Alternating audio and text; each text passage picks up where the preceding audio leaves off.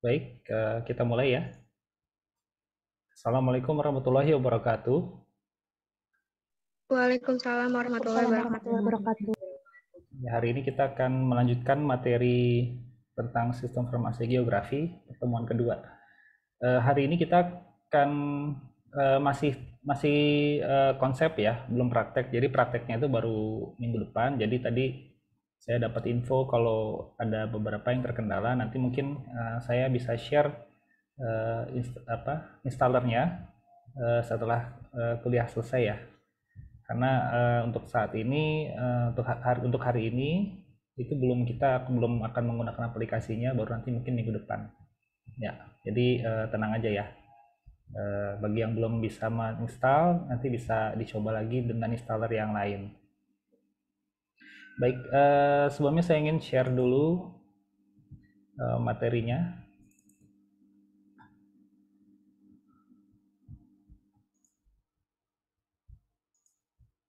Ya, baik. Jadi materi hari ini adalah terkait dengan intinya adalah terkait dengan bagaimana kita memanage ya atau mengelola data spasial gitu ya. Jadi pengelolaan data spasial itu berbeda dengan pengelolaan data lainnya gitu ya, dengan pengelolaan data lainnya. Jadi karena berbeda itu maka kita butuh pemahaman khusus terkait dengan pengelolaannya, sehingga nanti di dalam prosesnya, di dalam kita mengelola data tersebut, jangan sampai kita melakukan kekeliruan-kekeliruan ya, yang nanti akhirnya dapat menyebabkan data kita menjadi rusak gitu ya.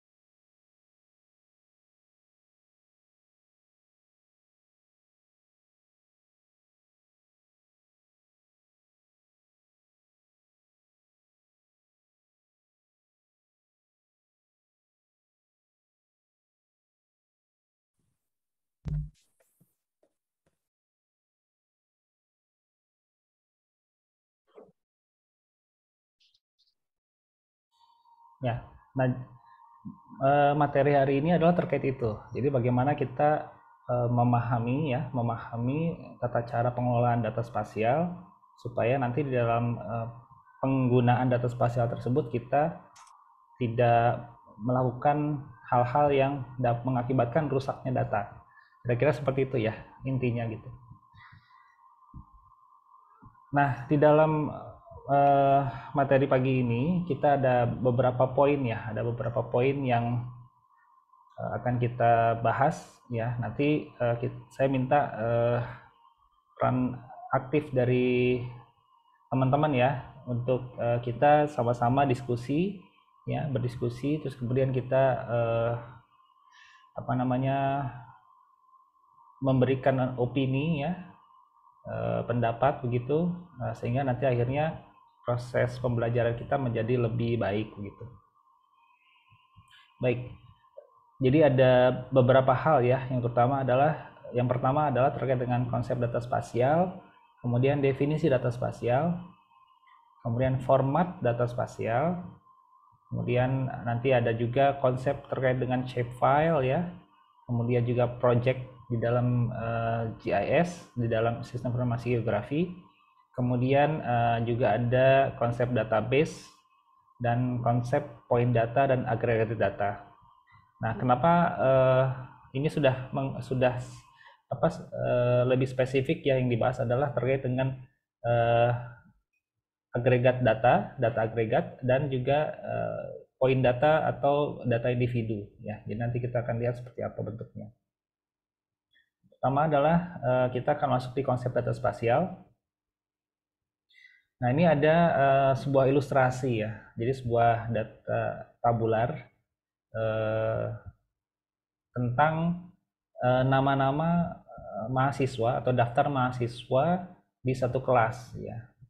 Di sebelah kirinya ada nama-nama mahasiswanya, kemudian di sebelah kanannya ada NPM-nya gitu ya.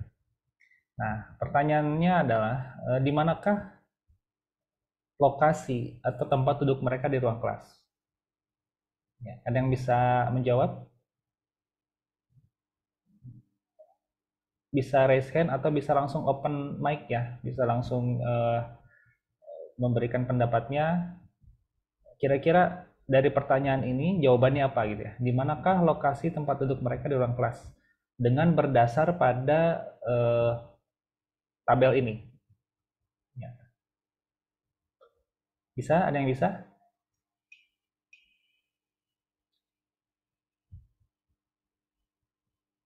Ada yang bisa menyampaikan?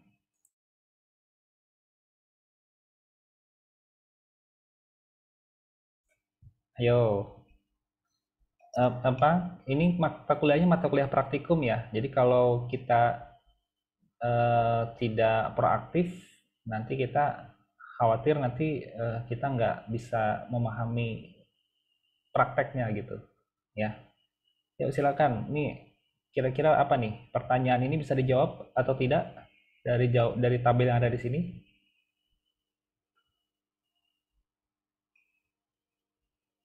Ya, ada yang mau volunteer menjawab?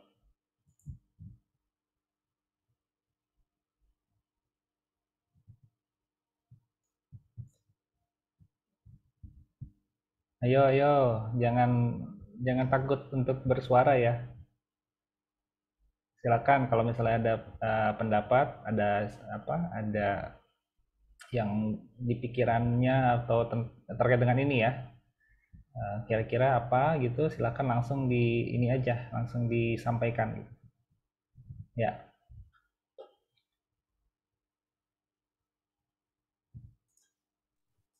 Mungkin kalau dilihat dari tabel nggak bisa kebaca kali ya Pak. Bingung gitu. nggak bisa kebaca. Iya duduk mereka di kelasnya atau Uh, mungkin ngacak. ya. Ya, bayangkan ini seperti absensi ya. Absensi yang kan kalau kalau kita dulu zamannya offline ya. Pernah kemarin nggak pernah ngerasain kuliah ini luring di kampus? Semester berapa Pernah, pernah? pernah semester 1. Tingkat satu. Tahun berapa tuh ya? 2019 atau 2018? 2009. 2019 ya. Nah, mungkin waktu itu pernah merasakan absen di lembar itu ya, lembar absensi ya. Mungkin pernah merasakan itu. Nah, kira-kira dari kalau misalnya nih kita bayangkan ini sebagai lembar absensi ya. Kira-kira kita bisa tahu nggak dari lembar absensi ini atau dari tabel ini tempat duduk dari mahasiswa ini di mana saja itu kita bisa tahu nggak kira-kira?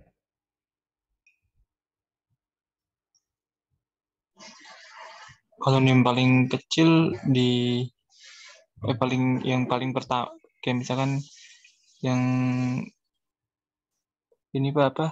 Yang paling kecil di depan gitu mungkin kali ya Pak. Mungkin juga enggak ya. Jadi istilahnya 50-50 ya. Bisa bisa begitu, bisa juga kan tidak ya.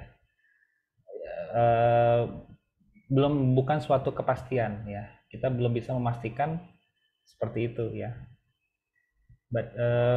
Artinya di sini kita melihat bahwa kita belum bisa menentukan dengan pasti ya duduknya itu mereka di mana kan gitu ya. Kalau kita berasumsi bisa saja gitu ya, tapi kan asumsi itu belum tentu mencerminkan yang sebenarnya kan gitu. Ya, jadi kepastian itu belum bisa kita dapatkan dari data ini gitu ya. Jadi data ini belum sesuatu yang pasti ya, bukan sesuatu yang pasti begitu. Oke, berarti kita masih bingung ya seperti ini ya. Ini di mana sih duduknya gitu ya? Masih bingung gitu.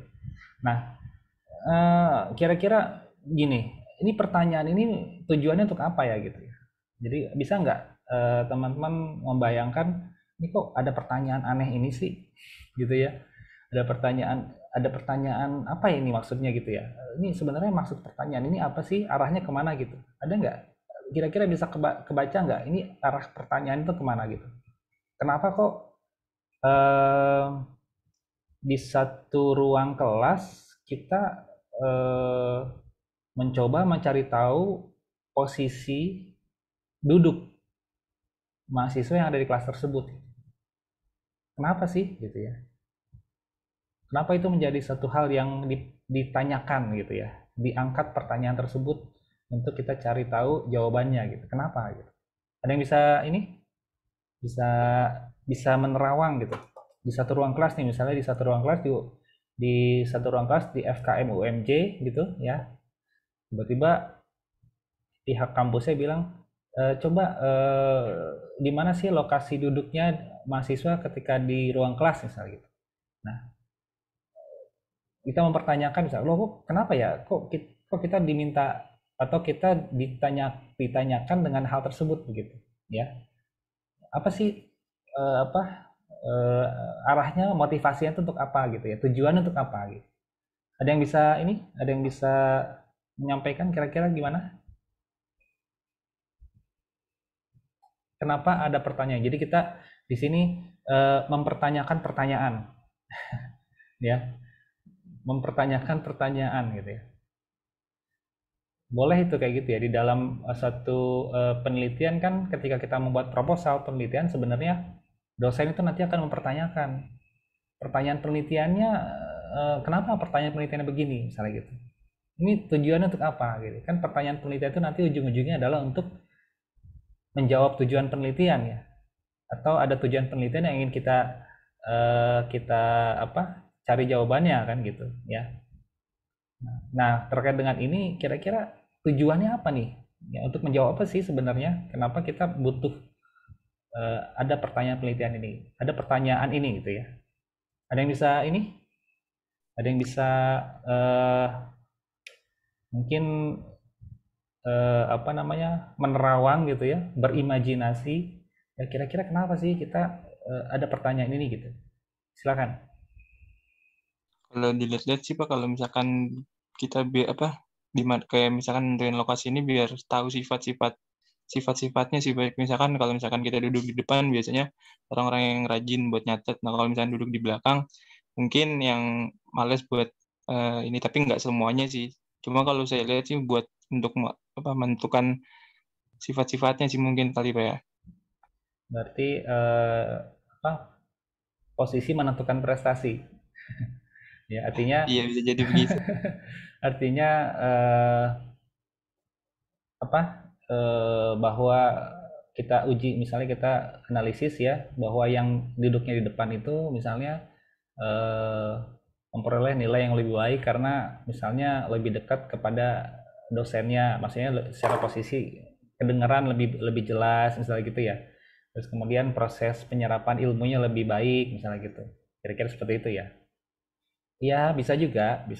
Ya, itu bisa menjadi satu alasan kenapa kita mencari tahu di mana lokasi duduknya. Ada lagi yang lain mungkin bisa bisa apa? Bisa apa?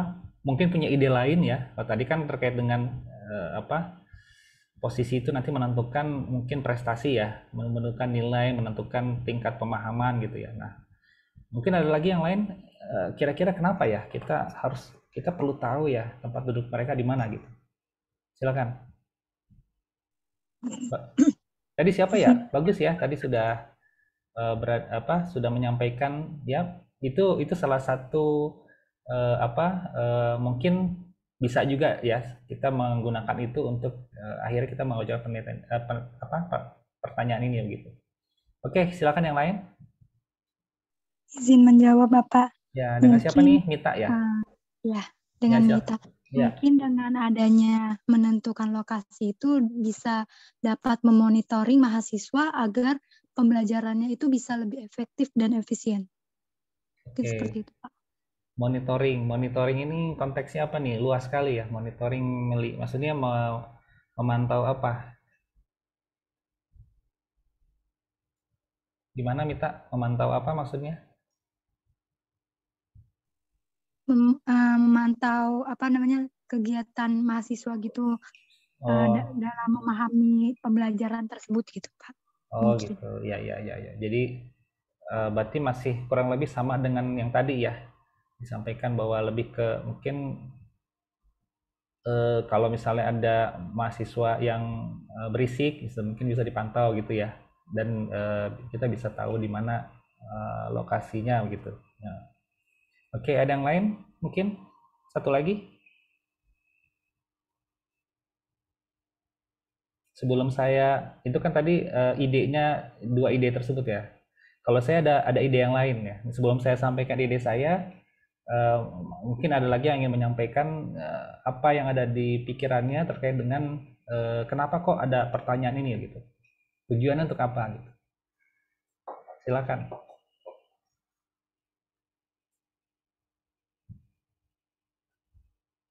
Oke, sudah nggak ada lagi? Oke, mungkin saya cerita versi saya ya, ide saya gitu. Nah, misalnya gini, misalnya ini kita kan bicara di ruang kelas ya, ini kan situasinya di ruang kelas ya, di ruang kelas. Kemudian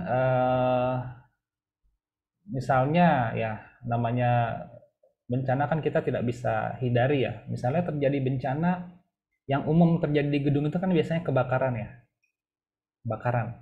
Ada bencana kebakaran, misalnya ada akibat korsleting listrik atau akibat ya kebanyakan sih akibat korsleting listrik ya gitu. Nah, misalnya terjadi kebakaran. Apabila terjadi kebakaran misalnya di ruangan tersebut ya, ada korsleting listrik di ruang kelas tersebut ya, yang ada mahasiswa ini, kira-kira yang paling punya peluang untuk selamat itu yang mana? Bukan orangnya ya, tapi karakteristik orangnya. Yang mana? Yang punya peluang untuk selamat dari kebakaran tersebut itu yang mahasiswa dengan karakteristik bagaimana gitu. Ada yang bisa jawab? Yang punya pengalaman itu sih Pak, pelatihan, atau mungkin yang punya tanggap bencana juga. Oke, ini Adi ya? Barusan Adi ya, kalau nggak salah. Oke, kalau misalnya dia punya pengetahuan terkait dengan kebencanaan misalnya gitu ya, dia akan lebih punya peluang untuk selamat. Ada yang lain mungkin? Ya, kaitannya sama lokasi ya, kaitannya sama tempat duduk nih. Yang berpeluang selamat itu yang bagaimana karakteristik dia, gitu. Karakteristik mahasiswanya gitu, bukan orangnya ya. Karakteristik mahasiswanya dari segi lokasi, tempat duduknya. Gimana? Dekat pintu Pak. Dekat pintu. Yes, betul. Jadi di sini kita melihat bahwa misalnya ya, mahasiswa yang punya peluang selamat lebih besar itu adalah mereka yang jarak dari pintu keluar itu paling dekat. Ya, jadi lokasi duduknya itu paling dekat ke jalur evakuasi atau paling dekat ke pintu keluar. Sedangkan mereka-mereka yang jauh duduknya, ya namanya bencana kan kita nggak tahu ya. Kita artinya kan kita kuliah seperti biasa, masuk ruang kelas, biasa kan kita punya tempat duduk favorit misalnya gitu ya. Dan kita nggak tahu kan gitu ya akan terjadi bencana gitu. Nah, tapi mereka yang punya peluang lebih besar untuk selamat itu adalah mereka-mereka yang duduknya itu lebih dekat ke pintu keluar. Ya. Sehingga pertanyaan ini menjadi relevan atau masuk akal untuk ditanyakan gitu. Kenapa kita mencari tahu tempat duduk mereka? Karena kita pengen tahu siapa-siapa saja yang duduknya dekat ke pintu keluar dan siapa-siapa saja yang duduknya jauh dari pintu keluar, gitu. Ya. Jadi gitu ya. Jadi pertanyaan penelitian ini bertujuan untuk mengetahui siapa-siapa saja mahasiswanya yang duduknya dekat dengan pintu keluar dan siapa-siapa saja yang duduknya jauh dari pintu keluar. Gitu ya. Oke, nah untuk memudahkan itu misalnya kita buatkan seperti ini nih. Ya, kita buatkan seperti ini. Ya, nah dari sini kita lihat, oh ternyata menyebarnya itu tidak merata ya. Jadi ya begitu aja, mengacak begitu ya. Ada yang duduk di depan, ini kan di depan ya, ini papan tulis. Ini misalnya komputer ya. Ini di depan, kemudian yang ini pintu keluarnya ternyata di belakang gitu ya, bukan di depan. Jadi ini yang dekat pintu keluar, yang ini, nomor 7, nomor 2, nomor 4 gitu. Nah, setelah kita tahu ini, ya, kita ingin melakukan satu tindakan pencegahan. Ya, pencegahan itu maksudnya bukan pencegahan ya. Kalau misalnya terjadi bencana, kita ingin mencoba meminimalisir korban gitu ya, dengan misalnya pemberian sesuatu yang bisa memperpanjang nafasnya gitu ya, memperpanjang harapan hidupnya gitu, survivalnya lebih kita perpanjang gitu ya, survival rate-nya misalnya gitu. Nah, kemudian karena kebakaran itu yang berbahaya itu sebenarnya dari satu kejadian kebakaran itu adalah asapnya ya. Jadi hasil pembakaran itu kan mengeluarkan asap ya, gas beracun yang berbahaya untuk kesehatan kita kan gitu. Bisa menyebabkan sesak napas, bisa menyebabkan pingsan juga mungkin gitu ya. Nah, dan tidak jarang mengakibatkan kematian gitu ya, lemas lunglai, kemudian akhirnya ya meninggal gitu ya, nggak bisa nafas gitu, karena asupan oksigennya kurang. Nah, gas-gas itu seperti misalnya karbon monoksida dan seterusnya gitu ya, yang memang merupakan hasil dari proses pembakaran kan begitu ya, proses pembakaran. Nah, untuk memperpanjang survival lah ya, kira-kira seperti dari mahasiswa yang di sana, maka saya berinisiatif untuk memberikan tabung oksigen portable yang istilahnya itu bisa sekitar 5 sampai 10 menit, 5 kali ya, 5 sampai 7 menit itu bisa digunakan selama dia jadi istilah dia bisa menghirup udara itu selama dia melakukan evakuasi dari lokasi gitu ya. Jadi pergerakan keluar gitu, dia bisa menghirup sambil menghirup itu. Nah, tapi masalahnya adalah saya hanya punya anggaran untuk membeli 5 tabung oksigen kecil ya, portable. Tabung oksigen ya namanya, biasanya itu oksigen yang ada di biasanya supermarket tuh menyediakan gitu ya, menjual tuh oksigen, tabung oksigen kecil gitu ya, kayak seperti botol, ukurannya seperti botol Baygon gitu ya, yang semprot ya, yang semprot itu. Nah, saya cuma ada 5 gitu ya. Nah, tentu kriteria yang akan saya berikan itu adalah mahasiswa-mahasiswa yang letak tempat duduknya paling jauh kan gitu ya, paling jauh dari pintu keluar kan gitu ya. 5 itu dengan kita melihat seperti ini, maka kita bisa tentukan nomornya nomor berapa aja nih orang-orangnya. Nomor 1 ya, nomor 3, nomor 8, nomor 5, nomor 6 gitu. Ya. Kalau misalnya saya punya anggaran untuk beli 8 tabung, maka tidak perlu saya membuat seperti ini kan begitu. Karena ya 88 ini saya kasih aja kan begitu ya. Artinya saya taruh di bawah kursinya, kemudian 88 itu bisa menggunakannya kapanpun ketika nanti diperlukan kan gitu ya. Tapi kan masalahnya saya terbatas nih anggaran gitu, hanya ada 5, hanya bisa buat 5 gitu ya, sehingga saya harus melakukan prioritas siapa-siapa aja yang saya berikan gitu ya. Yang nomor 472 ini karena dia lokasinya lokasi duduknya itu dekat dengan pintu keluar, maka mereka tidak mendapatkan tabung oksigen gitu, karena asumsinya adalah mereka bisa keluar dengan cepat ke pintu keluar ini ya, kemudian bisa menghirup udara segar lah ya, lebih cepat dibandingkan mereka yang ada di sini gitu. Nah, pertanyaannya adalah kalau misalnya saya membagikan tabung oksigen dengan hanya berdasar pada ini ya, kira-kira saya bisa tepat sasaran nggak memberikan tabung oksigen?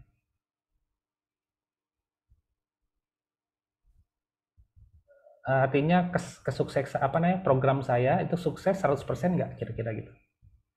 Capaiannya gitu. Kira-kira bisa nggak 100%? Ya, misalnya nih saya berikan, udah kalau gitu nanti saya ambil aja deh 5 orang pertama ini saya kasih. Ya, 5 orang pertama ini yang nomor urut 1, 2, 3, 4, 5 ini saya kasih aja tabung oksigennya gitu ya. Nah, kalau misalnya itu saya lakukan ya, padahal misalnya posisinya itu begini ya, berarti ada nomor 8 dan nomor 7 yang istilahnya ada nomor 8 nih ya, nomor 8, kemudian ada nomor 6 yang nggak dapet tabung oksigen, padahal dia itu termasuk ke dalam kelompok yang rentan. Kenapa? Rentan itu karena dia posisinya jauh dari pintu keluar. Ya, kelompok yang berisiko, kelompok rentan, ya. Nah, berarti kalau misalnya tetap saya jalankan seperti tadi, ya, nomor 5 pertama begitu ya, urutan 5 pertama, berarti program saya itu hanya sukses ya mencapai targetnya itu hanya 60%. Ya kan ini ada 5 ya. Kemudian kalau misalnya 5-5-nya dapat ya yang sesuai, berarti 100% kan gitu ya capaiannya gitu. Tapi kalau misalnya saya mengacu pada nomor urut absen, berarti nomor 8 dan nomor 6 nggak dapat. Ya. Padahal secara posisi dia masuk ke dalam kelompok rentan. Ya. Sehingga kalau misalnya itu tetap dijalankan, maka program saya capaian kesuksesannya ya itu hanya capaian keberhasilannya ya itu hanya 60% ya. Jadi 40% itu miss ya. Targetnya miss gitu. Salah sasaran ya. 40% itu salah sasaran. Lumayan besar ya. Kalau kita bicara program itu, kalau misalnya tidak tepat sasaran 40%, berarti itu hampir setengahnya kan gitu. Lumayan tuh kan. Nah, seperti itu. Nah, jadi ilustrasi tentang data spasial ini adalah yang sebelah kiri ini adalah bisa dikatakan data non spasial. Karena dia tidak memuat informasi lain kecuali nama dan NPM saja gitu. Ketika kita ubah menjadi data spasial, maka sebenarnya kita tambahkan 2 kolom tambahan nih yang menentukan posisinya, koordinat ya. Jadi ada koordinat X-nya, ada koordinat Y-nya gitu. Ya. Jadi ini ada tambahannya. Jadi apapun itu data, kalau di sebelah kanan sudah ada koordinat X, Y-nya, maka itu menjadi data spasial. Jadi teman-teman kalau misalnya pernah ke puskesmas magang ya, di puskesmas itu kan ada data register, ada data, misalnya setiap program itu punya data nama-nama penderita ya, misalnya TB, DBD, dan ada alamatnya gitu ya. Tapi dia belum ada koordinatnya misalnya gitu. Maka data tersebut adalah list data tersebut tadi itu adalah masih berupa data non spasial gitu ya. Sedangkan kalau misalnya sudah ada koordinat ini, maka dia akan menjadi data spasial gitu. Nah, prosesnya dari data non spasial ini menjadi data spasial itu namanya diistilahkan dengan geocoding, atau istilah lainnya adalah georeferencing. Ya, jadi kita memberikan kode geografis atau kita memberikan referensi geografis terhadap data tersebut, ya, sehingga akhirnya menjadi data spasial. Oke, cukup jelas ya. Jadi ini adalah bedanya data spasial seperti ini, data non spasial seperti ini. Ya, ada pertanyaan?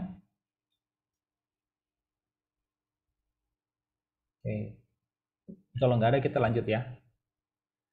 Nah, kemudian ya data spasial seperti yang disampaikan tadi adalah lokasi di ruang muka bumi ya.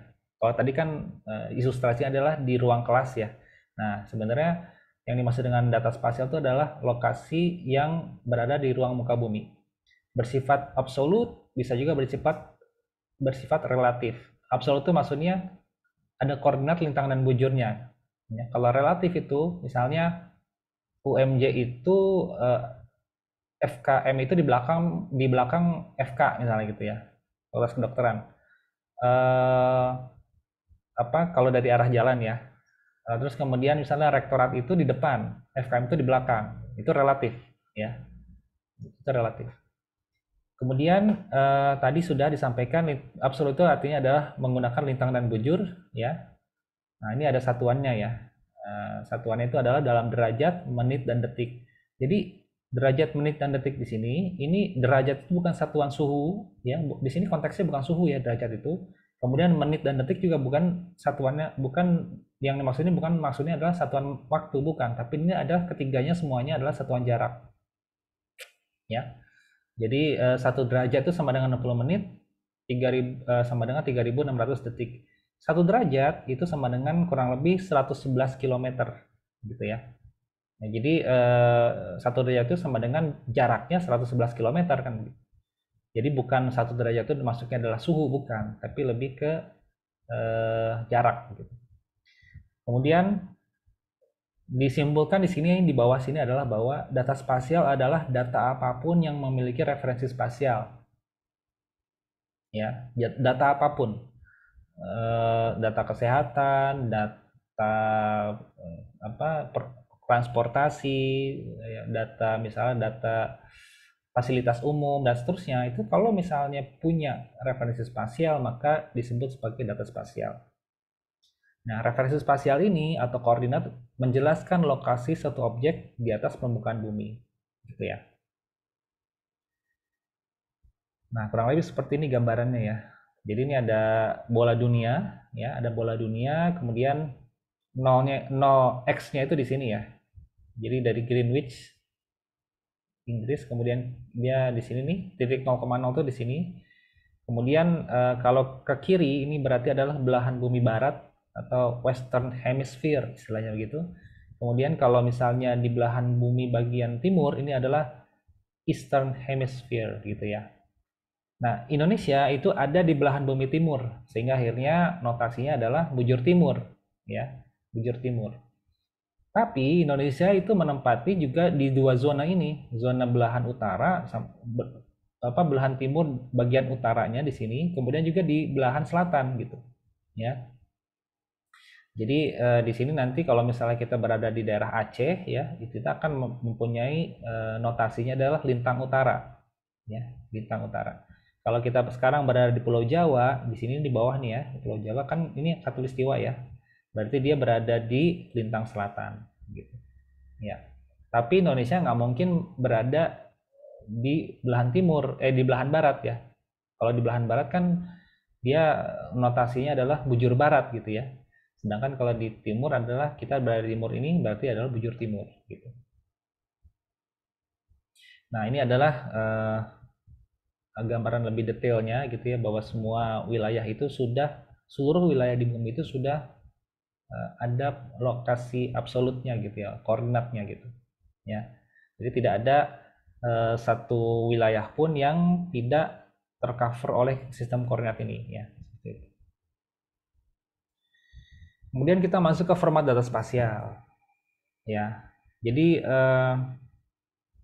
kalau kita di Castling kan kenal juga ya istilah vektor ya, istilah vektor ya. Kalau di Castling itu vektor itu konteksnya adalah hewan pembawa virus ya, bakteri dan seterusnya gitu yang, jadi bukan hewan yang menyebabkan penyakit, tapi adalah virus atau bakteri yang dibawa oleh hewan tersebut gitu ya. Jadi dia hanya vektor itu sebagai istilahnya pengangkut aja ya, pengantar gitu ya. Jadi bukan dia yang penyebabnya gitu. Nah, misalnya DBD vektornya adalah nyamuk ya. Nah, terus kemudian yang menyebabkan itu sebenarnya virus DBD-nya gitu ya, virus. Kalau malaria vektornya nyamuk juga ya, tapi agentnya itu adalah Plasmodium ya, seperti itu. Ada Plasmodium vivax ya, dan seterusnya gitu. Nah, vektor dalam konteks data spasial itu beda lagi nih ya, berbeda dengan kita kalau kita mengenal vektor di Castling gitu. Vektor di data spasial ini adalah segala bentuk data ya, yang bentuknya itu adalah poin ya, titik, lines, garis, dan poligon atau area ya. Jadi ini adalah data vektor ya, data vektor. Nah, pada format ini dimungkinkan dilakukannya perhitungan geometris ya, seperti panjang, jarak, luas, dan jarak. Jadi misalnya ini titik ya, ini titik ini kan data vektor ya. Kemudian ada titik yang kedua. Nah, berarti ini kan ada arah ya. Kalau kita jalan dari sini ke sini ya, berarti ini ada arah nih. ya ada arah. Kemudian ada panjang, ya kan, ada panjang, ya ada panjang. Terus kemudian ada jarak, ya ada jarak.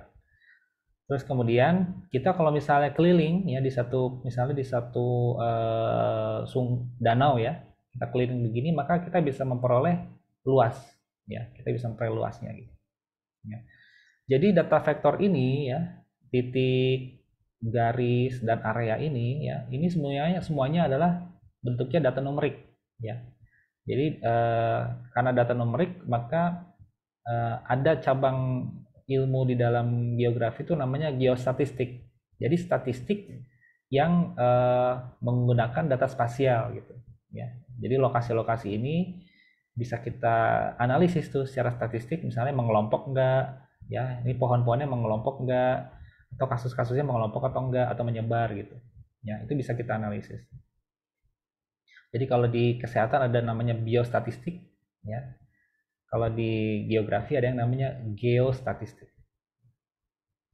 Kemudian ada juga format data yang kedua adalah data raster. Data raster ini sama kalau misalnya kurang lebih kita melihat data di Google Maps ya. Kita melihat Google Maps gitu, kemudian kita setting tampilannya satelit, ya aerial ya.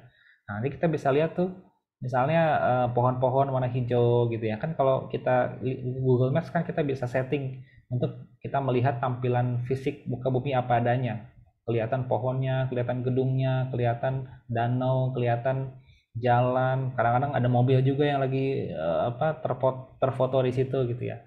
Nah, data raster itu menggunakan dimensi sel untuk merepresentasikan sebuah data spasial.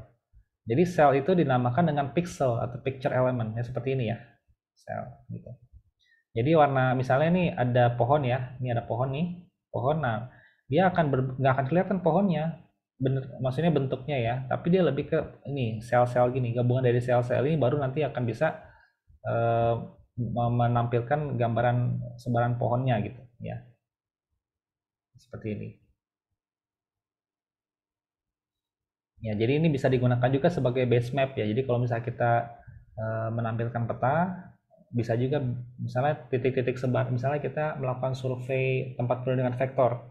Ya, kita ingin menunjukkan bahwa oh ternyata tempat perindukannya itu banyak di tambak-tambak nih, ya, banyak di tambak-tambak. Nah, kita bisa menampilkan citra satelitnya ya dengan menggunakan tambak itu gitu ya, dan menggunakan selain dengan menampilkan tambak tersebut gitu, bahwa oh betul ternyata tempat perindukan vektornya itu banyak di tambak-tambak ini gitu, banyak di area tambak ya. Nah, data spasial itu bisa ditampilkan dalam bentuk raster ya, dan juga bisa ditampilkan dalam bentuk vektor. Nah, cuman kalau raster ini dia agak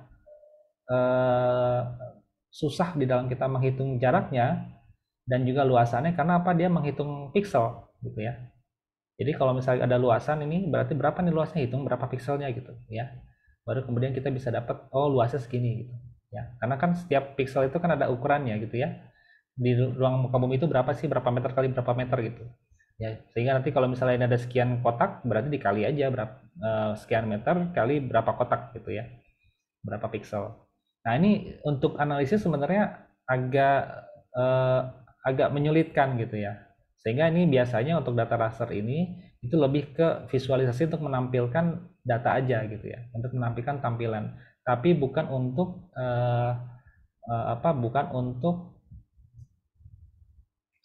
analisis lebih lanjut gitu. Biasanya untuk sekedar menampilkan ruang muka bumi yang sebenarnya, maksudnya daerah penelitian itu kelihatannya kayak gini gitu ya. Nah, terus apakah di situ misalnya ada pohon, ada danau, atau misalnya ada rumah sakit bisa kelihatan kan di situ ya. Nah, lebih kepada situ aja gitu. Tapi untuk analisisnya lebih bagus kita menggunakan data vektor, karena ini kita bisa menghitung langsung luasannya dan jaraknya gitu. Ya. Kemudian di sini ada juga contoh data non spasial. Ini adalah data agregat ya. Jadi di sini misalnya contohnya adalah dari dinas kesehatan, data dinas kesehatan ya, profil kesehatan. Ini adalah per kabupaten kota, kemudian ini adalah kasusnya gitu. Ini bisa juga nanti kita input ke dalam peta sehingga nanti bisa muncul distribusi kasus misalnya gitu ya berdasarkan wilayah kabupaten kotanya gitu. Ya. Nanti kita akan praktekkan bagaimana, mungkin minggu depan ya, kita akan praktekkan bagaimana menggunakan data Excel ini supaya nanti bisa menjadi peta. Nah, kalau ini data agregatnya berdasarkan wilayah kabupaten kota, nah ini data agregatnya adalah berdasarkan RW. Ya. Jadi ini adalah contoh dari data Puskesmas Kecamatan Tanjung Priok ya. Waktu COVID kemarin mereka melakukan pemetaan terkait dengan jumlah kasus COVID per RW. Jadi ini RW nih. Ya. Jadi ini RW. Kayak gitu. Ya. Nah, jadi tampilannya seperti ini nanti. Jadi wilayahnya adalah per RW, kemudian nanti bisa kita lihat keterangannya di sini. Yang tinggi berapa ya, lebih besar, berarti ini merah semua ya. Nah, karena tinggi begitu. Nah, sedangkan yang ada juga yang kuning ya, yang kuning rendah seperti itu. Ya. Nah, untuk DKI Jakarta sekarang ini sudah ada tersedia peta berdasarkan RW. Gitu. Karena DKI Jakarta membuat bekerjasama dengan Dinas Pemadam Kebakaran ya untuk membuat data tersebut sehingga akhirnya ada peta RW ini. Kan biasanya kalau Dinas Pemadam Kebakaran itu kan mereka ada istilah RW siaga ya. RW siaga bencana misalnya. Makanya karena ada itu maka mereka membutuhkan data yang lebih detail. Petanya itu akhirnya dibuatkan berdasarkan RW. Ada pertanyaan?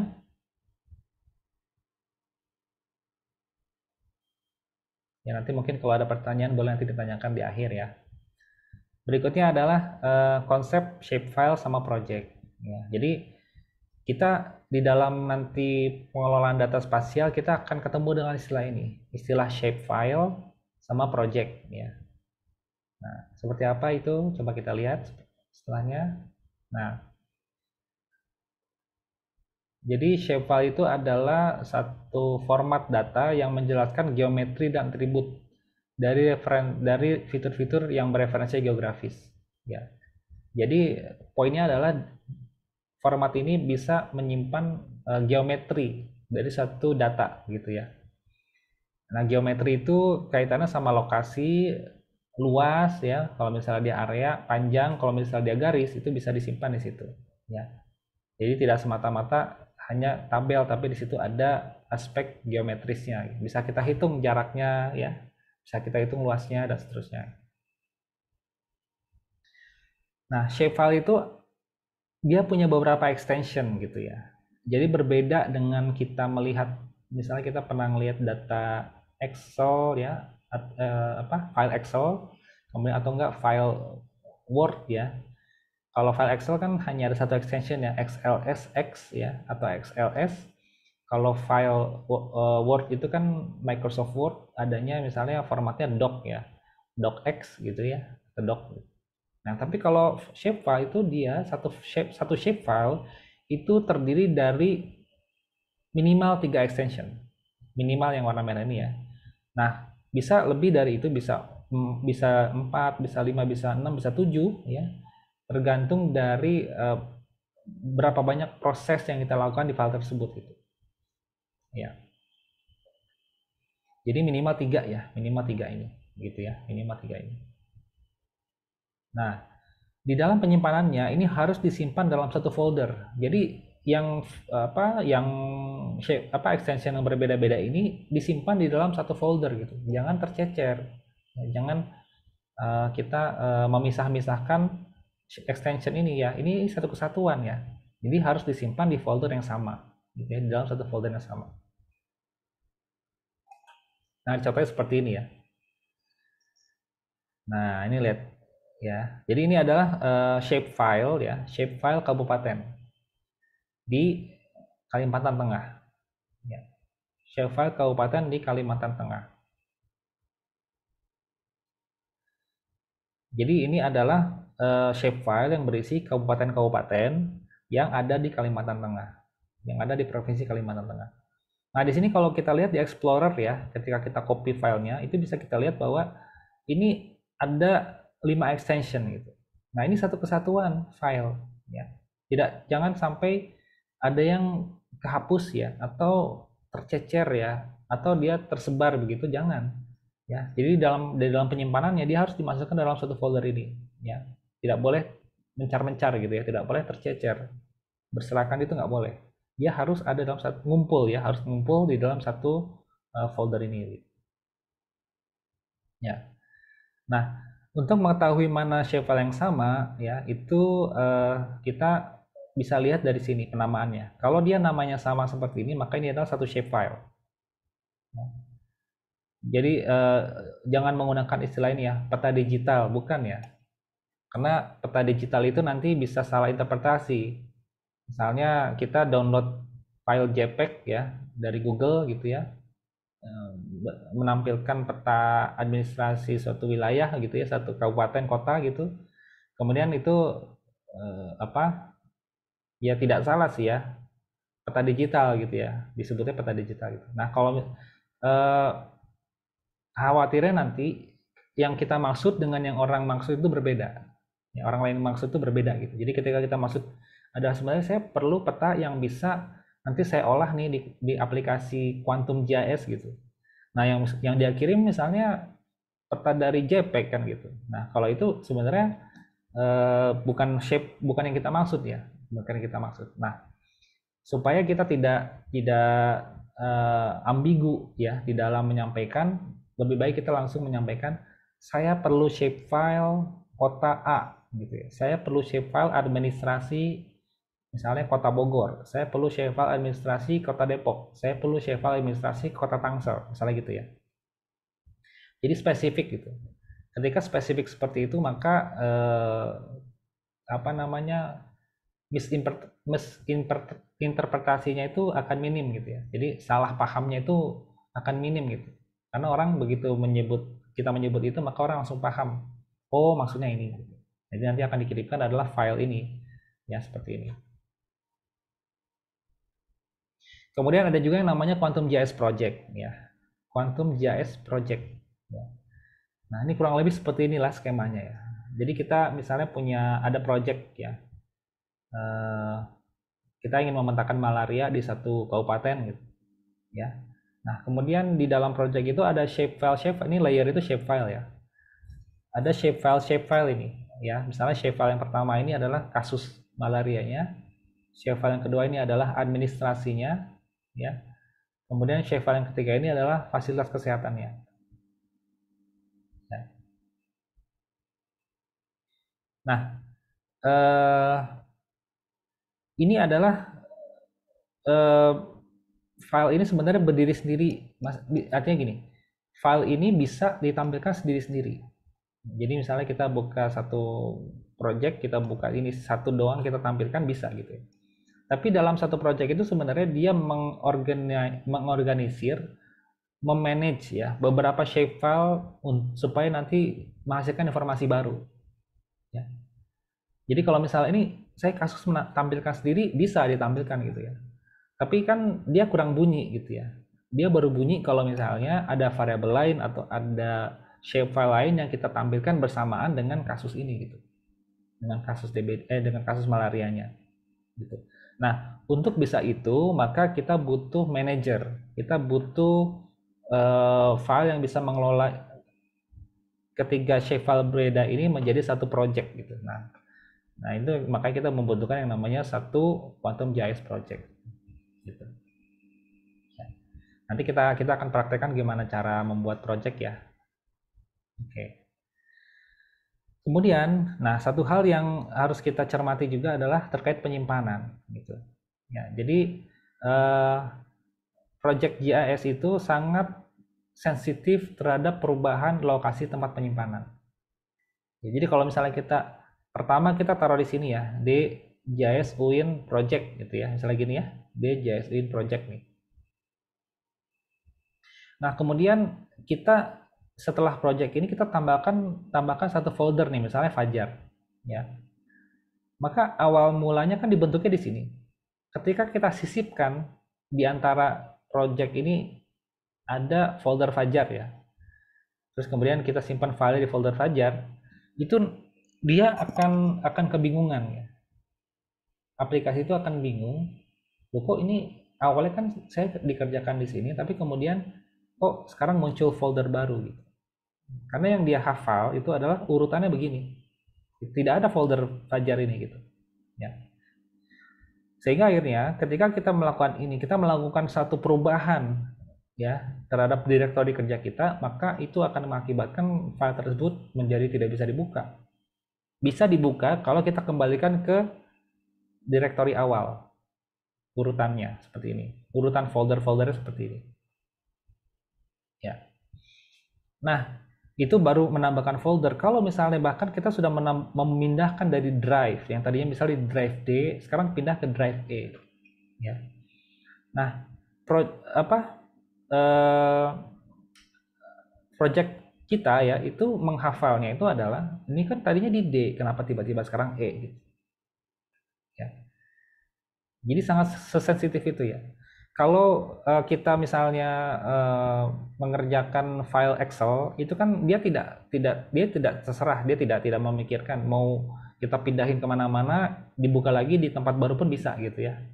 Atau dokumen ya, file dokumen kita kerjakan di alamat yang dimana, kita pindahkan nih folder kita rapikan begitu, kemudian kita buka lagi ya bisa gitu, di tempat baru kita bisa buka. Tapi kalau project GIS itu nggak bisa begitu.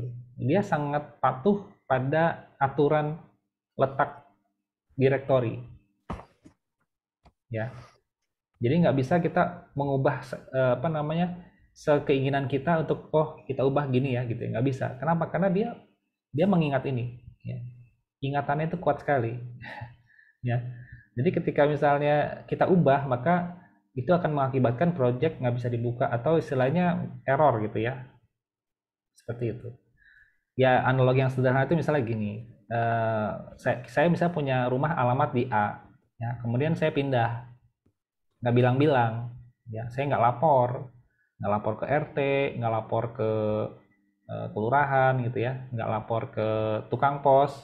Satu ketika tukang pos itu datang ke rumah saya yang lama yang A itu, tapi saya udah pindah ke B. Kan tukang pos itu bingung ya, nanya ke tetangga nggak ada yang tahu, nanya ke Pak RT nggak tahu juga ya. Akhirnya apa, paket saya nggak bisa sampai kan gitu ya.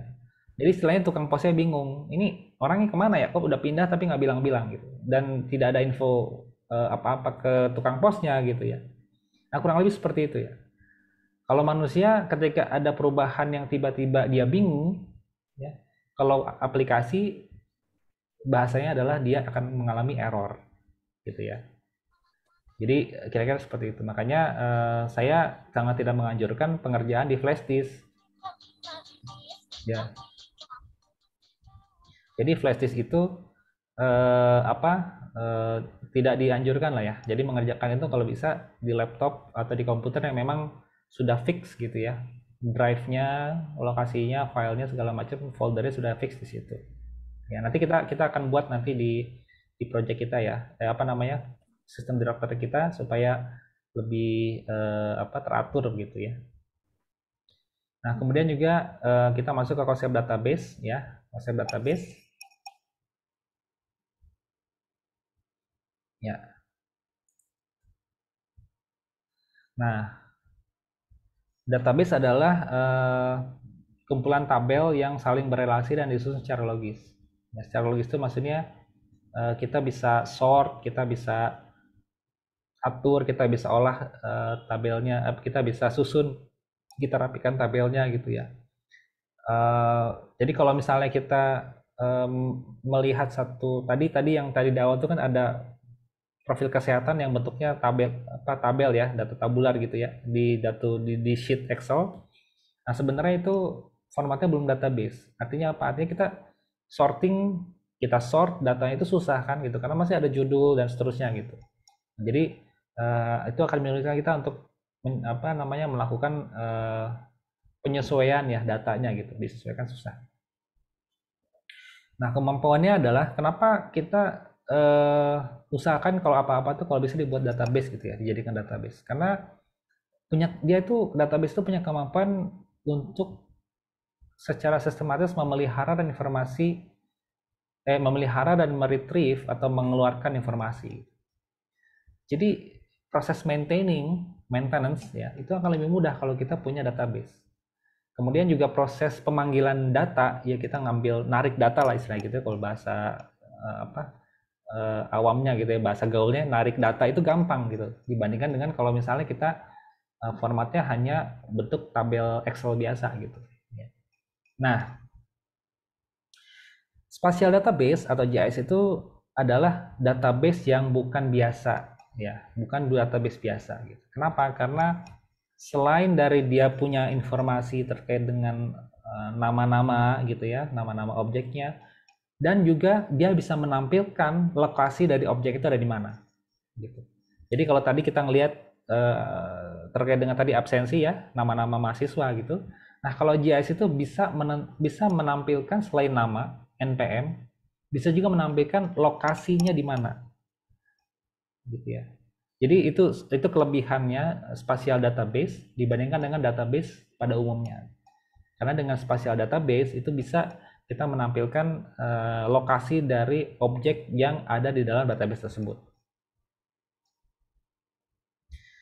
Kemudian juga kita akan menggunakan istilahnya adalah primary key ya. Jadi primary key itu adalah candidate key yang telah dipilih untuk mengidentifikasi setiap rekor secara unik. Jadi dalam kolom itu pasti ada kolom yang uniknya gitu ya. Jadi kalau misalnya di satu data mahasiswa biasanya yang uniknya itu adalah NIM ya atau NPM, nomor pokok mahasiswa atau nomor induk mahasiswa gitu.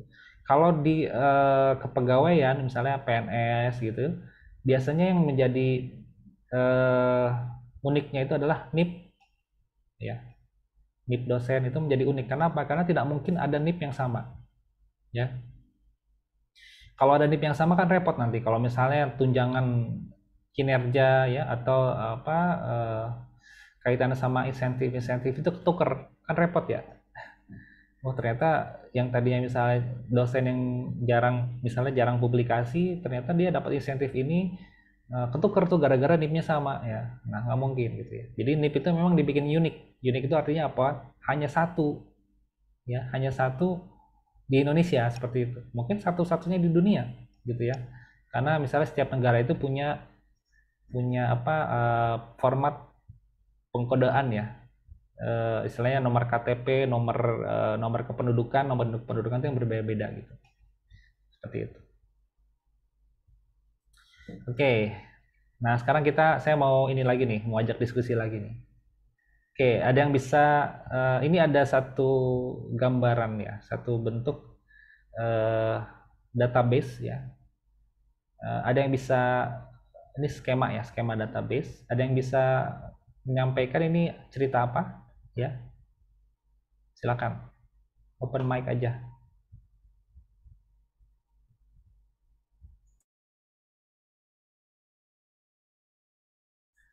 Silakan dipelajari dulu ya. Contamination events itu adalah kejadian kontaminasi, kejadian pencemaran ya, kontaminasi. Kemudian ini reservoir itu adalah tempat-tempat penampungan air, bisa danau, bisa waduk, bisa pokoknya yang menampung air lah ya. Kemudian ini adalah pipa distribusi, jadi yang mengalirkan air ya. Kemudian ini ada data pelanggan. Kemudian sini ada data kesakitan. Ya. Nah, silakan. Ada yang ingin menyampaikan kira-kira nih menceritakan apa nih? Ya.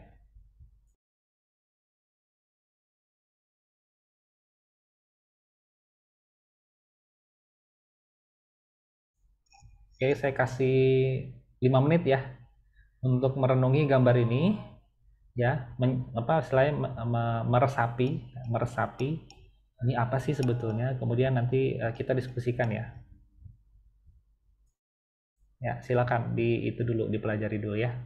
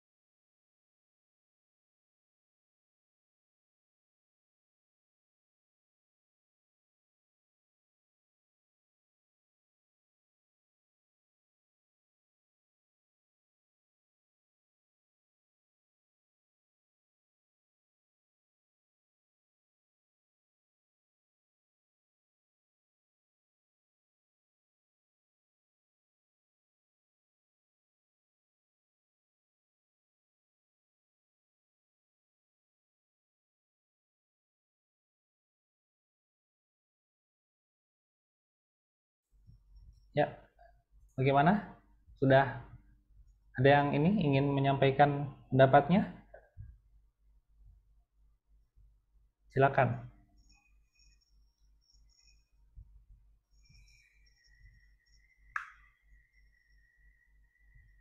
Ya, jangan ragu-ragu ya. Ini kita sama-sama belajar di sini, jadi salah itu biasa ya. Nah, kita kan sama-sama belajar ya. Jadi jangan takut salah ya, karena dengan kita mengambil resiko, take risk ya, sebenarnya ada peluang untuk berhasil kan gitu. Tapi kalau misalnya kita nggak take risk, ya kita nggak akan ada peluang untuk berhasil kan gitu. Ya, jadi kita sebenarnya membuka peluang, ya membuka peluang. Jadi jangan kita takut ya, jangan kita malu ya, bahwa ini sebenarnya kita sama-sama belajar kan di sini.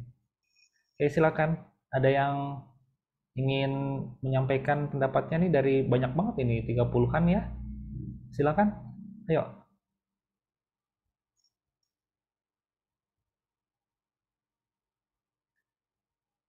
Jadi dengan proses diskusi itu, proses menyerapnya ilmu itu akan lebih apa istilahnya, itu seperti ketika kita berdiskusi ya, kita menyampaikan pendapat itu sebenarnya kita sedang mencantolkan ya, mengaitkan ide tersebut di pikiran kita gitu, di istilahnya di relung ya, di relung atau di pojok-pojok pikiran kita ya, itu kita sedang mencantolkan gitu ya, menggantungkan gitu, sehingga nanti kita bisa akan ingat gitu. Jadi kayak memasukkan itu ke dalam memori kita gitu ya. Jadi kalau misalnya tidak kita berdiskusi, maka ya itu nanti akan tidak ada yang, misalnya keywords yang diingat gitu, tidak ada yang dicantolin ke pikiran kita, sehingga nanti kita bisa lupa gitu. Oke, silakan kalau misalnya mau ini ingin berpendapat ya, dari 30 ini banyak sekali ya, silakan. Tadi sudah Adi ya sama Mita sudah, ada yang lain nih belum nih, silakan.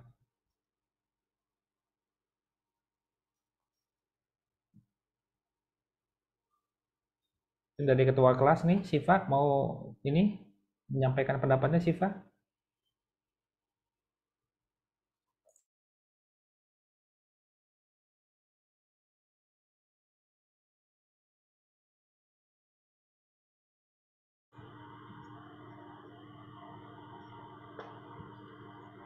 Ya, yang lain ada yang ingin menyampaikan nih, maksudnya apa? Salah juga nggak apa-apa ya. Jadi ini kan proses belajar ya. Proses belajar itu ya kita mencoba-coba ya, atau kita menguji ya ide kita, pikiran, pendapat kita itu apakah benar atau enggak gitu ya. Apa yang kita persepsikan dari gambar ini ya, apakah sama nanti dengan di penjelasan atau tidak gitu. Ya, itu kan kita sedang uji nih. Ya. Nah, kita mencoba sebanyak mungkin bisa semirip mungkin gitu ya. Tapi kan itu proses itu kan nanti berkembang ya, maksudnya berjalan terus gitu ya, tidak statis kita berhenti sampai sini, enggak gitu. Jadi begitu nanti dapat input, pasti kita akan memperoleh tambahan lagi gitu. Jadi kira-kira seperti itu ya. Silakan.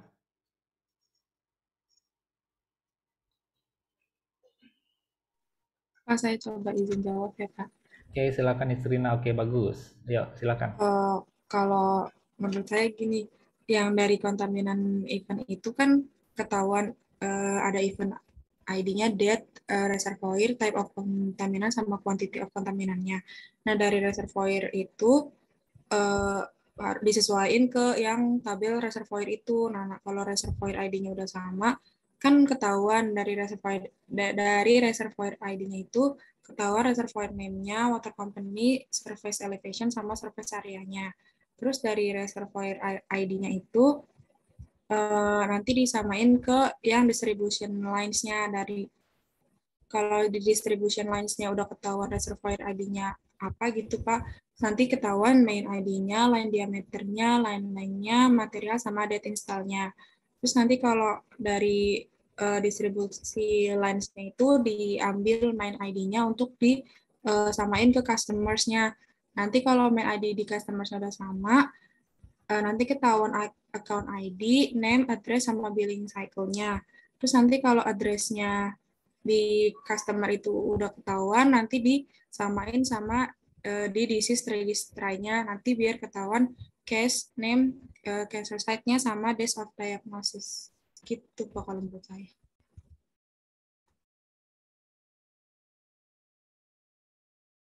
Ya, bagus Nistrina. Tadi berarti Nistrina melihat dari sisi primary key ya. Jadi ini ada garis-garis ini ya. Jadi bisa terhubung antar tabel ini itu dengan primary key ini ya. Dan kemudian ini bergabung menjadi satu gitu ya. Bergabung menjadi satu, akhirnya menjadi bagian dari satu database besar gitu ya. Dihubung-hubungkan ya. Jadi untuk misalnya untuk menggabungkan contamination events dengan reservoir itu adalah primary key reservoir ID ya. Nah, kebetulan ini sama juga penghubungnya untuk yang distribution line, bahwa di sini ada terkait dengan reservoir ID gitu ya, ada primary key-nya ini. Nah, tapi kalau untuk menghubungkan data distribution line dengan customer itu nggak ada, bukan reservoir ID, tapi adalah main ID gitu ya. Jadi istilahnya ID pipa ID pipanya ya, pipa airnya itu akan ada kode ID-nya ya. Nah, itu yang menjadi penghubung gitu. Begitu ya. Dan juga kalau misal dari customer di sini tidak ada main ID ya. Yang ada adalah alamat gitu ya. Bahwa ini ada orang-orang yang tinggal di alamat-alamat tertentu dan alamat itu ada di data registry ya. Sebenarnya bisa address, bisa juga name ya. Tapi mungkin name itu nanti keduanya harus unik ya. Jadi misalnya penggunaan name itu misalnya Budi gitu ya. Budi itu harus diperpanjang ya, Budi Himawan atau Budi Susanto kan gitu ya. Karena kan Budi itu kan banyak ya. Jadi ini kalau misalnya hanya Budi saja, maka itu tidak unik karena ada banyak nama Budi kan gitu. Nah, tapi kalau misalnya itu unik, maka itu bisa dijadikan sebagai primary key dan bisa disambungkan dengan nama yang ada di sini gitu. Oke, bagus Nisrina melihat dari sisi itu ya. Oke, ada yang lain? Ada yang mau menambahkan dari sisi yang lain persepsinya? Dari persepsi yang lain misalnya gitu ya, dari sudut pandang yang lain, dari perspektif ya, perspektif yang lain itu seperti apa sih sebenarnya ini gitu. Jadi silakan.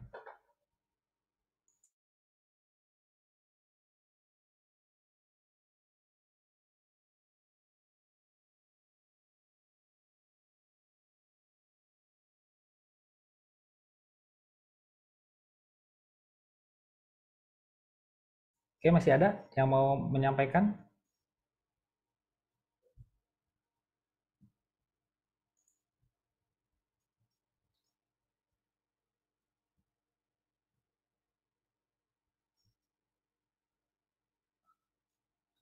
Ada yang ingin melengkapi, menambahkan dari apa yang disampaikan oleh Nisrina?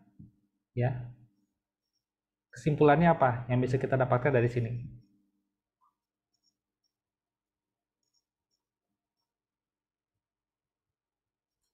Ya. Ini kan contamination events ini mungkin berasal dari instansi misalnya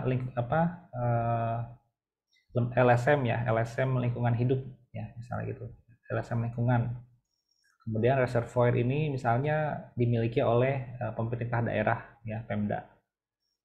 Seperti misalnya di daerah Puncak itu kalau nggak salah akan dibangun dam ya untuk supaya bisa mengurangi debit air ke Jakarta gitu. Kalau nggak salah itu sempat diinisiasi beberapa tahun yang lalu ya, oleh 3 gubernur itu ya, Jawa Barat, DKI Jakarta ya, kemudian ada juga provinsi yang lain gitu ya, dua provinsi itulah ya. Kemudian distribution line ini misalnya ini adalah data dari PDAM, perusahaan daerah air minum ya, atau perusahaan air minum ya, yang menyalurkan ya dari penampungan air ini ya. Kemudian dia juga mungkin punya data customernya pelanggannya ya. Jadi PDAM itu punya data pelanggan kemana aja air itu disalurkan. Nah, ini berarti dari instansi PDAM-nya gitu datanya. Kemudian ini disease registry ini biasanya data dari misalnya dinas kesehatan ya. Dari dinas kesehatan yang mencatat misalnya ada kejadian kesakitan, kasus atau apa gitu ya. Oke. Jadi sebenarnya kesimpulannya adalah dari sini dari berbagai instansi itu ya ternyata bisa kita padukan menjadi satu database ya. Ya, jadi ini mungkin saya coba ini kan ya, saya coba visualisasikan ya. Nah, seperti ini.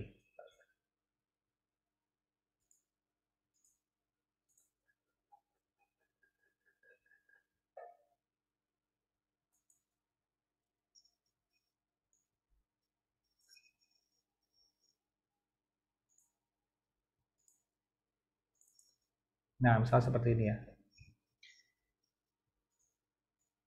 Misalnya saya bikin kotak nih ya, bikin kotak.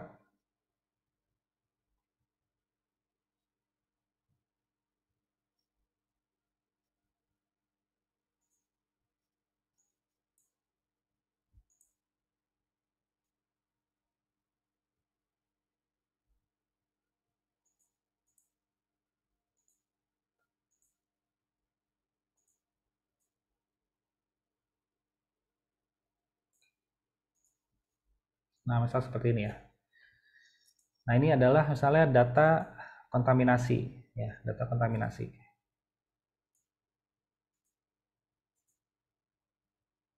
Contamination events.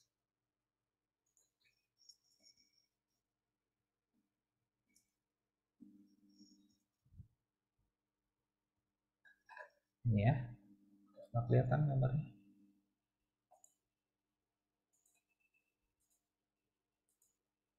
Ini misalnya kita kasih warna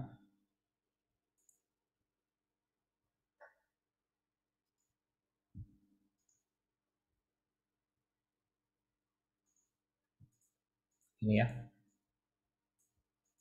Nah, kemudian contamination event ini ada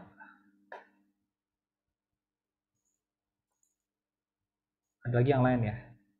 Ada data yang lain itu adalah reservoir.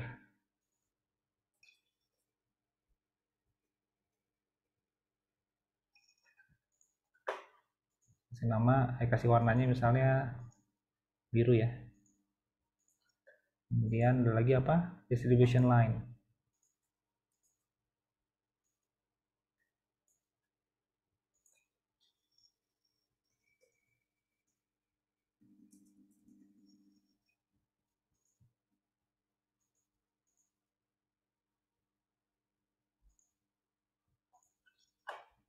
Kemudian apa lagi? Customer.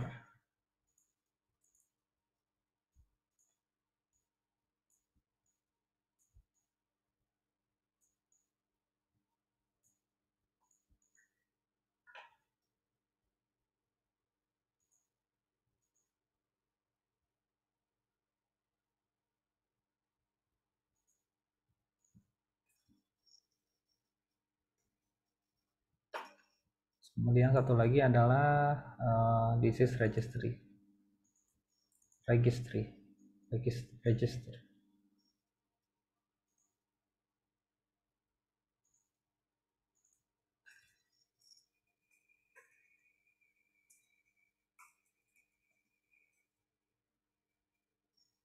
Ya, seperti ini.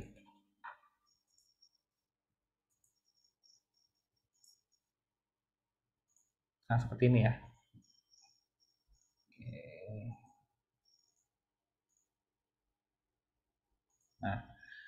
Nah, di contamination events ini ada ada primary key yang sama, yaitu adalah reservoir ID ya, reservoir ID. Nah, ini kurang lebih kita gambarkan seperti ini.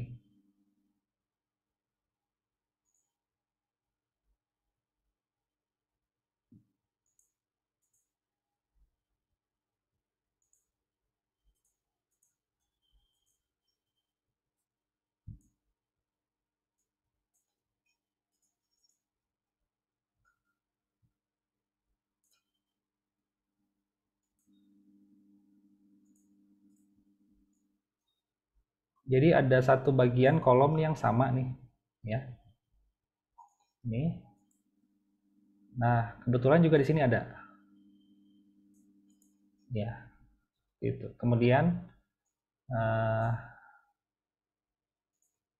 ya, nah, kemudian berikutnya adalah distribution line, itu juga ada. Ya, misalnya kita kasih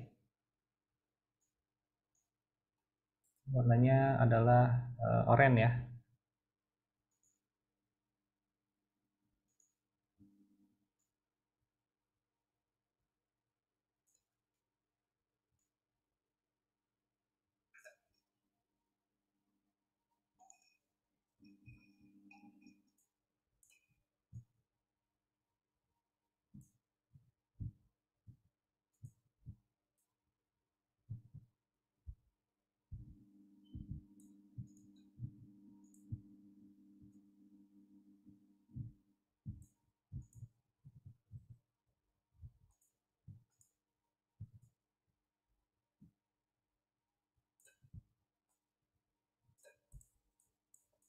Ini. Oke, terus kemudian satu lagi adalah pakai warna pink ya. Nah, belum dipakai warna pink.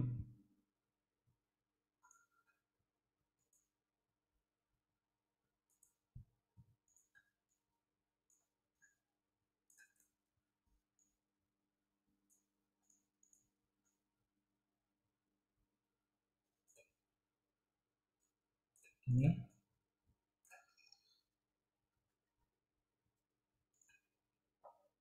Terakhir misalnya kita pakai warna yang mau dipakai itu warna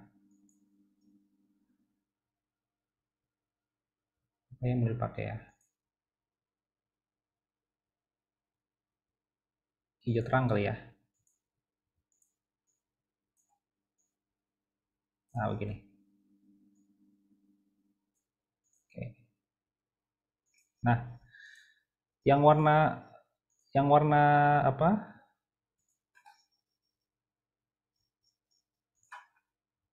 Jadi ini seperti ini kurang lebih gambarannya. Saya geser sedikit.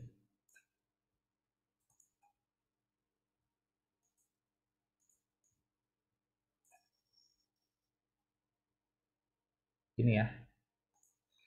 Nah, di kolom di contamination event ya, ini contamination event ya, ada contamination event, itu ada namanya reservoir ID ya, reservoir ID. Reservoir ID ini juga ada di ada di database reservoir ID gitu ya. Nah, karena ini ada yang kuning ini adalah primary key-nya adalah yang ini reservoir ID gitu ya, yang ini reservoir ID. Nah, karena ini ada dua kesamaan ini ya. Jadi di contaminant event ada ada data reservoir ID, di sini juga ada, maka ini bisa dikawinkan, kira-kira seperti itu ya. Digabung jadi satu. Gitu. Nah, kemudian ternyata ketika kita lihat data reservoir ID itu juga ada reservoir ID ya. Oh, ini berarti sama nih ya. Berarti ini sama. Nah, ini kita bisa kita kawinkan lagi gitu. Kita gabung jadi satu database gitu.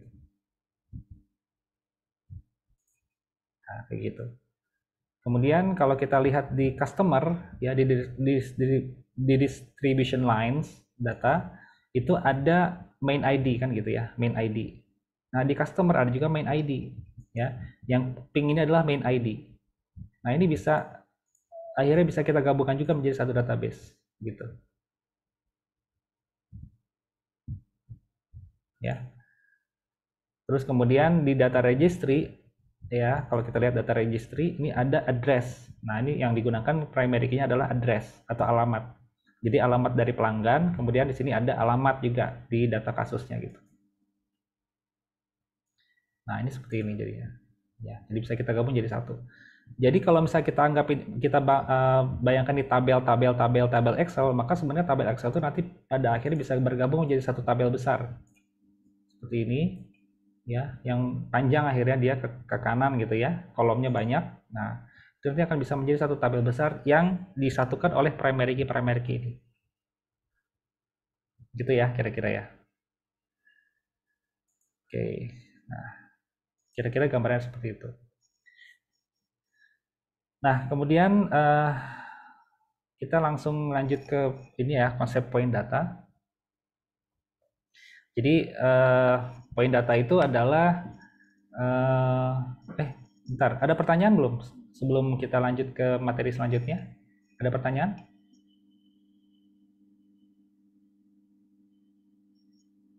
Cukup jelas ya. Jadi ini adalah fungsi dari primary key sebenarnya.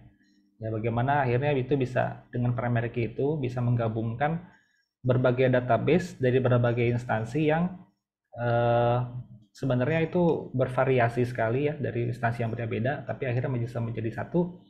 Nah ini kemampuan begini adalah kemampuan seorang database manager gitu. Jadi harapannya teman-teman nanti ketika nanti misalnya sudah lulus dan sudah bekerja, nanti bisa punya kejelian ini ya untuk melihat, oh ini ternyata datanya bisa digabung ya jadi satu gitu ya. Karena dengan kita gabung jadi satu, maka kita bisa analisis gitu ya. Kita bisa analisis lebih dalam dibandingkan dengan kita hanya melihat data itu secara masing-masing gitu ya. Nah, seperti itu ya. Jadi kalau sudah integrasi data, maka akan lebih kuat analisnya dibandingkan dengan hanya menampilkan satu persatu data ini. Ada pertanyaan? Oke, kita lanjut ya. Nah, sekarang kita masuk ke point data sama agregated data. Jadi point data itu adalah data yang lokasi objek studi menggunakan koordinat kartesian atau apa istilahnya longitude latitude ya kalau dalam bahasa Inggris, atau lintang dan bujur ya.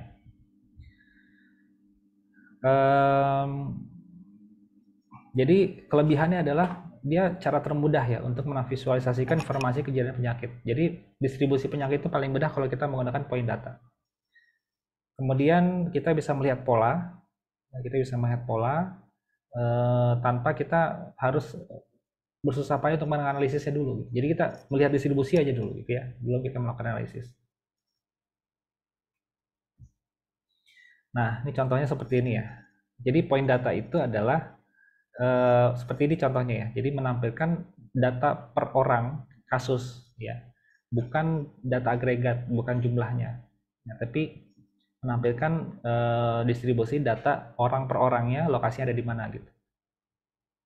Ya, seperti ini. Jadi ini contoh penggunaan point data. Ya. Nah, kalau agregated data ya ini adalah satu hasil dari penjumlahan kelompok unit point data. Jadi misalnya di satu RW ada sekian kasus, nah itu dijumlahkan menjadi satu.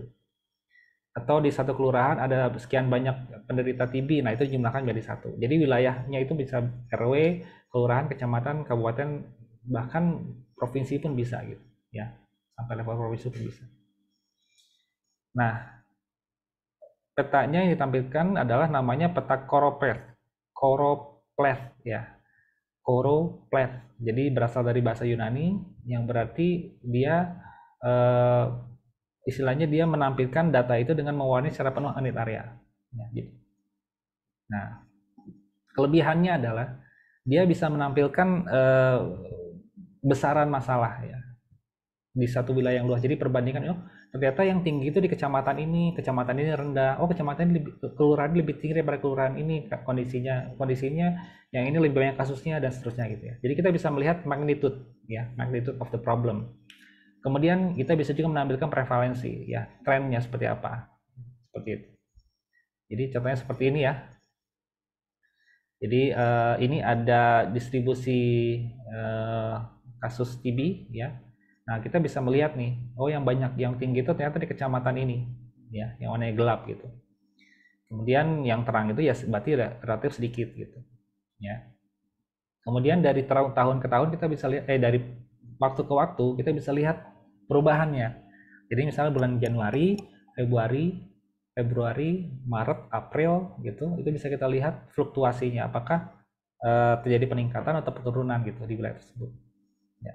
Jadi ini wilayah tampilan ini tidak bisa menjelaskan di mana lokasi dari kasus TB-nya gitu, karena tidak ada titik-titiknya kan gitu.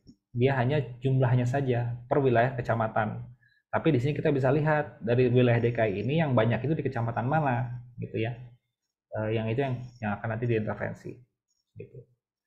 Nah, pertanyaan saya adalah antara peta ini dengan peta ini, peta point data dengan peta agregat data, lebih bagus yang mana? Lebih bagus yang mana? Lebih unggul yang mana gitu? Silakan. Ada yang ingin berpendapat kira-kira bagus mana nih? Peta ini, agregat data atau peta point data? Ya, silakan.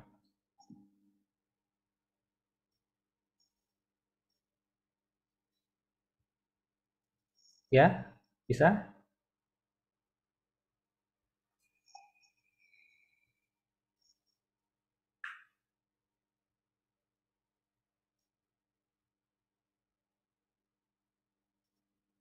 Menurut saya point data, Pak. Siapa ini yang ini ya, kedengeran suaranya siapa nih? Menurut saya point data, Pak. Point data. Oke, siapa? Tadi namanya nggak kelihatan. Nama siapa tadi yang? Nisrina, Pak. Oh, Nisrina. Oke. Yang lainnya? Ada yang pendapat sama atau berbeda dengan Nisrina? Menurut saya point data, Pak. Point data. Siapa nih yang berbicara? Elza, Pak. Elza. Oke, Elza. Oke, yang lainnya? Ada yang sama dengan Elza sama Nisrina atau ada yang berbeda?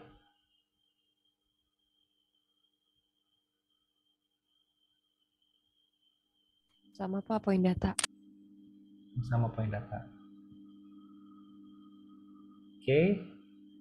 Udah ditutup ya, berarti ini sebagian besar memilih point data ya, lebih unggul ya. Oke. Nah, sebenarnya ya di antara kedua ini tidak ada yang lebih unggul. Ya. Tidak ada yang lebih unggul. Artinya tergantung kapan kita menggunakannya gitu. Jadi kalau misalnya ini adalah untuk kita mendapatkan gambaran besarnya gitu. Ya. Jadi misalnya gambaran global nih, oh di wilayah DKI Jakarta itu di mana sih lokasinya yang banyak kasusnya gitu. Ya karena segmennya yang membaca peta ini adalah misalnya gubernur atau wilayah para wali kota ya. Yang beliau-beliau itu nggak perlu tahu detail letaknya di mana, tapi yang penting itu mereka tahu ya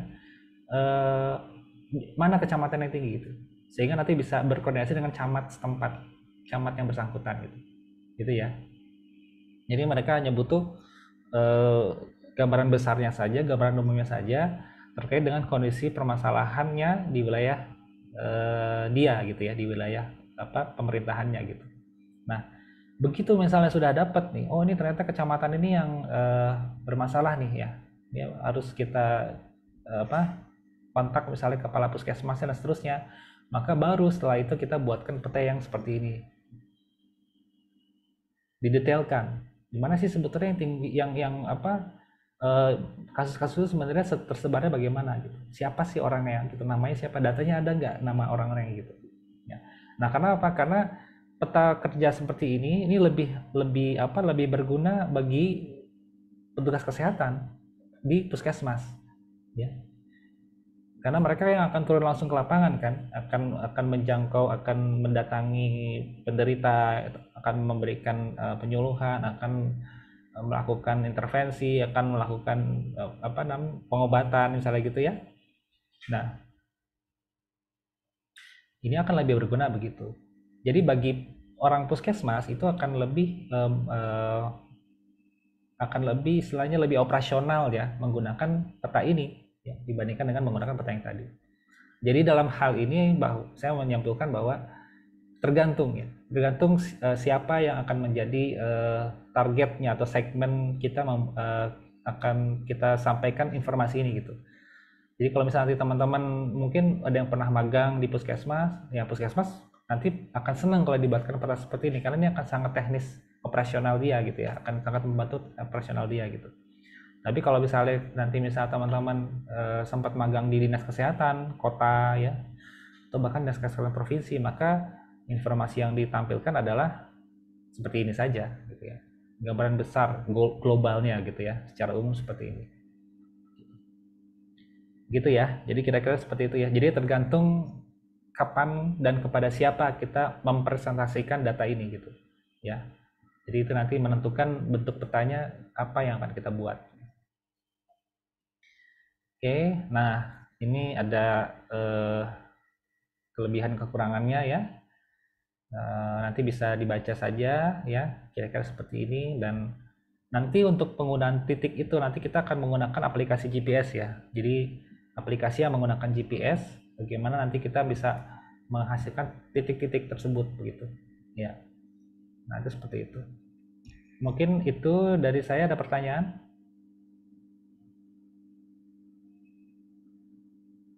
Oke. Untuk yang data itu nanti akan saya, yang tadi ya ada aplikasi yang belum bisa diinstal ya, nanti akan saya share ya. Tolong diingatkan ya nanti Syifa ya. Kemudian itu nanti tolong diinstal dulu aplikasinya. Apa ada yang punya kendala untuk instalasi selain dari yang kemarin Windows-nya ya, kalau nggak salah Windows 32 bit ya. Yang lain sudah install ya. Oke. Kemudian tadi juga saya udah share juga data ya untuk kita praktikum sudah kepada ketua kelas ya. Nanti mungkin bisa di share ke teman-temannya supaya minggu depan kita udah siap ya datanya gitu. Udah di share ke semua. Oke, mungkin itu aja. Sebelumnya kita mungkin dokumentasikan dulu ya. Karena saya belum tahu caranya masuk ke e-learning ya. Jadi kita mungkin masih manual begini aja. Absensinya gitu. Kalau misalnya bisa on cam ya, kita akan dokumentasikan.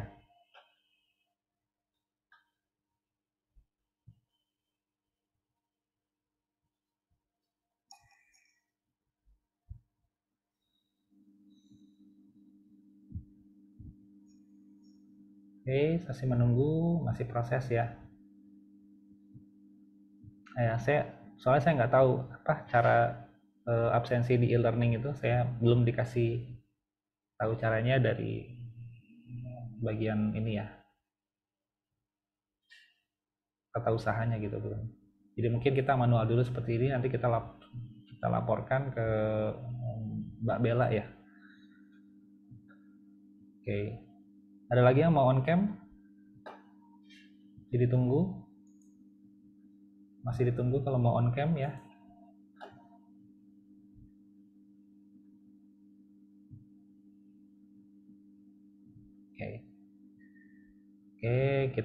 Oke, saya mulai yang slide yang pertama dulu ya. Yang pertama dulu. 1, 2, 3. Ya, kita dulu masih ada yang on nih kayaknya nih. 1, 2, 3.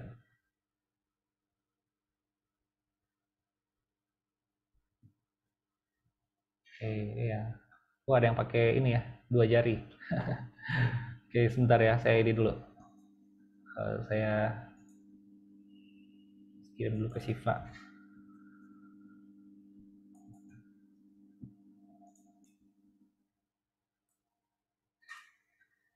Oke, satu lagi ya. Satu lagi ini ada 2 slide. Ada 2 slide. Oke, 1, 2, 3.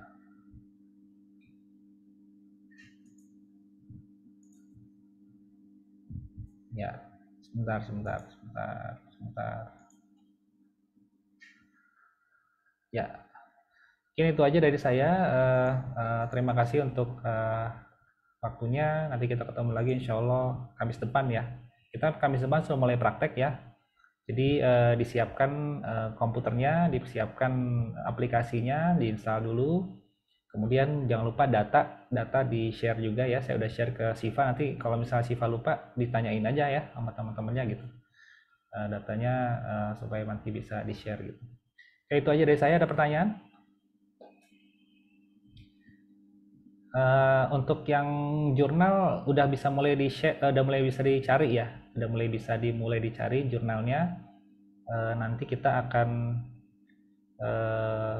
buatkan 8 kelompok ya, masing-masing 5 orang untuk ditelaah jurnalnya berkelompok itu. Tapi kalau untuk pencarian jurnalnya individu karena itu masuk ke nilai pribadi ya. Jadi ada nilai kelompok, ada nilai pribadi gitu.